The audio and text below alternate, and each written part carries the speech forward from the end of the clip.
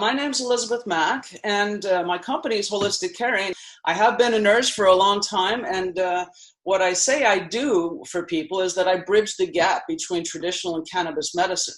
I work in cannabis healthcare. If you can see my little logo, I have a capsule with a plant emerging out of it, and that is on purpose, talking about how to use cannabis as medicine. And I spent 10 years in hospitals from 86 to 96. And then I got an MBA in healthcare administration, and I spent my next 20 years in insurance companies between operations and then sales. My last real job, I was the sales manager for Anthem Blue Cross. And I spoke a little bit to people then, but not as much as I need to now. And what happened to me is I crashed my bicycle. I fell off my bike down on Harbor Drive.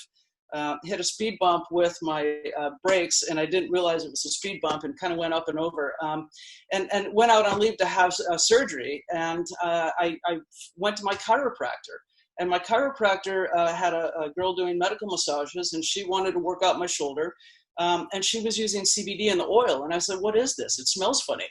And that became my journey into cannabis medicine. She proceeded to tell me I had an endocannabinoid system, and that these cannabinoids could actually soothe the inflammation, help speed up the healing, and help the pain management. So I didn't need the Motrin so much.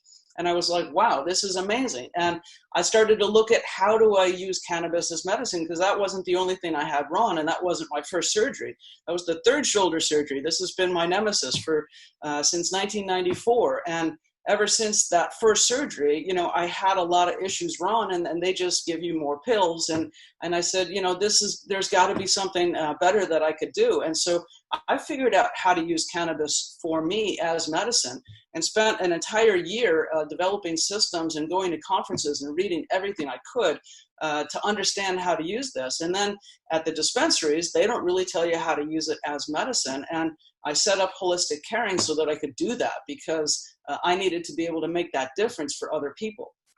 And now I have cannabis health coaching for healthcare professionals that I'm launching. And so I'm also on the board of the American Cannabis Nurses Association, because I've been doing this 5 years now, and also on the board of LA Normal. So guess what? I get to go and speak about cannabis medicine from a clinician standpoint all the time. So why bridge this gap? Why is this important? What is my why? Well, because cannabis is a very special thing. And I found freedom from all of these different medicines that I was taking at that point. And so medicine for blood pressure, migraines, depression, inflammation, muscle relaxants, because of all of this stuff, I couldn't take the Vicodin that they wanted to give me back in 94, but I ended up staying on Motrin for a long, long time. And I wasn't that healthy at all. And why? 1 in 2 Americans has a chronic condition. So from a health perspective and a health policy standpoint, something needs to be done. 1 out of 4 people has a chronic pain conditions. And this book over here on the right, the Cannabis Effects, this was done by the National Institute of Health in 2017, and it was an exhaustive literature review of the therapeutic properties of cannabis as medicine. And they found conclusive evidence that it would reduce chronic pain by at least 40%. But the problem is that this still remains a Schedule I drug. And Schedule I, if you guys don't know, is no medicinal properties whatsoever, highly addictive, highly abusive, and no therapeutic uses. And we know that this somebody has to refute this stuff, right? And so if I found that I could do this for me, then I needed to go and share this with other people. But I was terrified to speak about it too. So like everybody else, God told me to go to Toastmasters. And I think this is kind of funny of a statement, but I really do feel it was true. I couldn't stop searching. I went online and looked at Toastmasters and found Career Builders and went, and I got my manual, said, okay, I'm going to do my 10 speeches and figure this out, because this is part of my why. I don't know how many of you guys are studying this aspect of it, but 130 people are dying every day in America from opiates overdose, every 13 minutes. 47,000 people just from opiates, 70,000 that year from drug overdoses in 2017. And 81,000 people are using heroin for the first time every year. And here's another crazy thing. 80% of all the people using heroin in this country started with a prescription narcotic. And these medicines were only meant for a few days to a couple weeks. But America's in distress. We have all of these categories of chronic pain and mental health conditions that we struggle with, and nobody's sleeping. 50 million people have insomnia, and autoimmune and neurological conditions are things that people don't necessarily heal from. So how are they going to heal from these when the medicines don't work? They're just masking symptoms in some ways, when cannabinoids might be able to move the needle. And so I became passionate and figured out that people need to know what I know. And just a quickie on cannabis, it's been used as medicine for 5,000 years, and it has over 500 natural compounds. It's one of the richest phytonutrients on earth.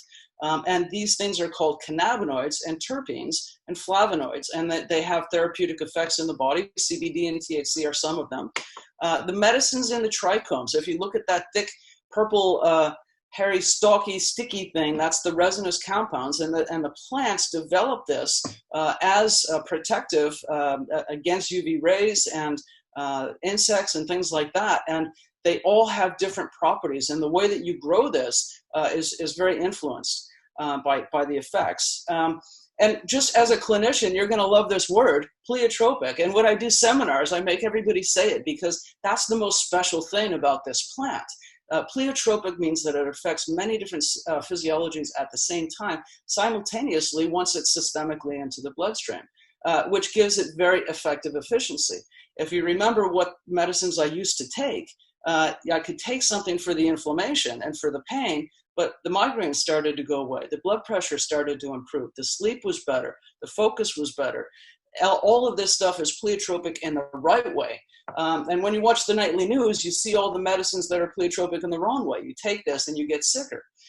The other thing about cannabinoids is that they're facilitators to greater health. When you feel better and you have more energy, you can move and you can exercise and upregulate the whole endocannabinoid system. The endocannabinoid system is essentially providing the fine-tuning for all of our other systems. And so the other 11 body systems that you have are all modulated by this in the way of fine-tuning.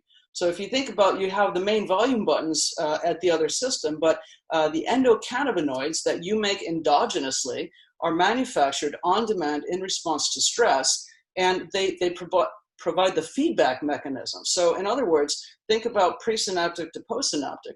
What the cannabinoids do is they go retrograde and they provide the feedback signals to adjust neurotransmitters and the flow of nutrients and cellular thing. And it's very exciting, so much of the research that's happening in Israel, because it remains a Schedule 1 here. But this system can modulate all the other systems. And what we need to talk about is whether or not this is something we should use in medicine. And the clinical focus that I take and that all the other cannabis clinicians do is that this is both recreational and medicinal, but it's all about the intention, the mindsets, the products, and obviously dosing. 5 milligrams THC can help you heal from something. 20 milligrams is going to maybe be too much and more of a recreational dose. When we have medical cannabis laws in this country, we have a 25% fewer overdose rate in those states. And the prescriptions that are written by the providers are far reduced for pain. Number one, anxiety, nausea, psychosis, seizures, sleep, depression, all of this pleiotropic nature of these cannabinoids and how we can influence health. So I have to be talking about how cannabis can save lives because of that, but we're also, from a health policy standpoint, able to change the trajectory of healthcare spending.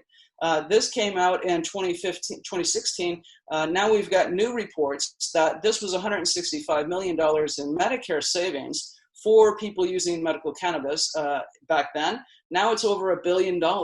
So that's a lot of money. And we sure do need all of the dollars that we have in the health system, because we've got, lots of other priorities right now.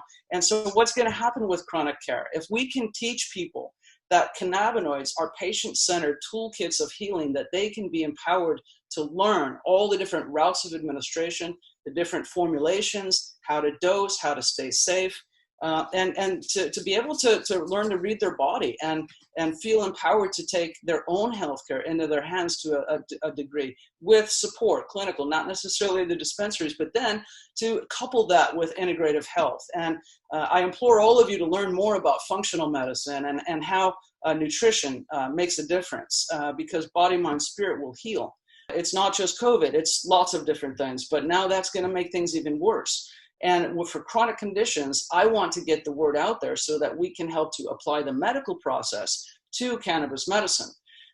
When I meet with somebody on a one-to-one basis, I have to do an assessment and then develop a plan. And then you case manage and you implement that plan. And then you help them track and make adjustments. And they feel guided and supported all the way through this, rather than, you're just on your own. And so I've developed all of these systems that, like the tracking log, where I have a weekly follow-up call with clients. And I say, what are your pain levels? How's anxiety, 1 to 10? Memory, focus. Are you sharper or are you fuzzier? Then we make dosing adjustments, because this truly is personalized medicine. It's not like you just take a pill 3 times a day and this is going to be your outcome. No, this person's in the driver's seat, and we can adjust and modify how they need to feel. So Americans are sick. 1 out of 2 of us need help. And with the right guidance, I believe that we can make a difference. And these chronic conditions, think about this. These are not things that you can medicate for 2 weeks and then be on your own. These are the best things that can benefit from it, because we can fine-tune that endocannabinoid system. We can adjust the immune system up and down. These are immune modulators. They help the nervous system.